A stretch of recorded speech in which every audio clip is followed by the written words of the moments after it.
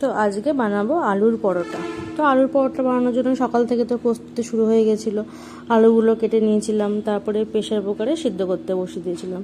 Pressure কুকারটা দেখে কিন্তু কিছু মনে করো না, হ্যাঁ, আমার আলু সিদ্ধ করার আগে আমার মেয়ের ভাত হয়েছিল, সেজন্য ওরকম। তো তারপর যাই হোক, আলুটা সিদ্ধ করতে বসে এই মিক্সচারের মধ্যে মশলাগুলো করে নিচ্ছি। এই পেঁয়াজ, আদা, রসুন, কাঁচা লঙ্কা, জিরে, গরম মশলা সব কিছু দিয়ে আমি একটা পেস্ট বানিয়ে নেবো। আমি আমার মতন করেই বানাই, তো তোমরা কীরকমভাবে বানাও আমাকে জানিও। তারপর ওটা পেস্টটা করে আলুটা সেদ্ধ হয়ে গেছে, আলুটা সেদ্ধ করে খোসা ছাড়িয়ে পুরো আলুটাকে চটকে নিয়েছিলাম। তারপরে একটু কিছু পেঁয়াজ রেখে দিয়েছিলাম, পেঁয়াজটা ভেজে তারপরে মশলাটা ঢেলে দিয়েছিলাম। মশলাটা ঢালার পর তারপরে মশলার মধ্যে লবণ, হলুদ, একটু চিনি আর তোমার চাট মশলা, মিট মশলা, ধনে গুঁড়ো, সব মশলাগুলো দিয়ে ভালোভাবে কষিয়ে নিয়ে আলুটা দিয়ে দিয়েছিলাম। আলুটা দিয়ে তারপর অনেকটা নাড়তে হবে, নেড়ে নেড়ে পুরো শুকিয়ে ফেলতে হবে। তারপর আমি কাসুরি মেথি দিয়ে দিয়েছিলাম। তারপরে এই ঘুগনিটাও করেছিলাম, ওর সাথে খাওয়া হবে বলে।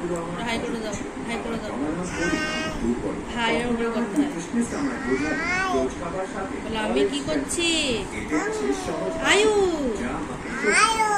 কে খাবে? তুমি বলো বাবা। কি খাবে? হ্যাঁ, করো, তুমি করো। এই দেখো, এরকম করে করো, এরকম করে, এরকম করে। এই দেখো, দেখো দেখো আমি করছি, দেখো দেখো আমি কি করছি, দেখো। একটু ভিডিও আসতে দাও তোমার। দেখো আমি কি করছি, দেখো।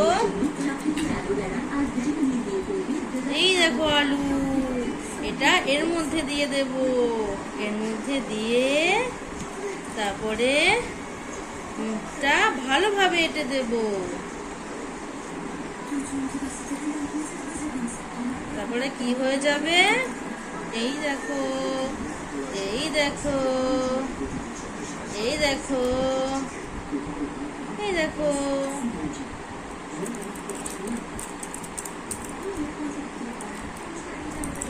এই দেখো কি সুন্দর হয়ে গেছে, দেখো দেখো দেখো।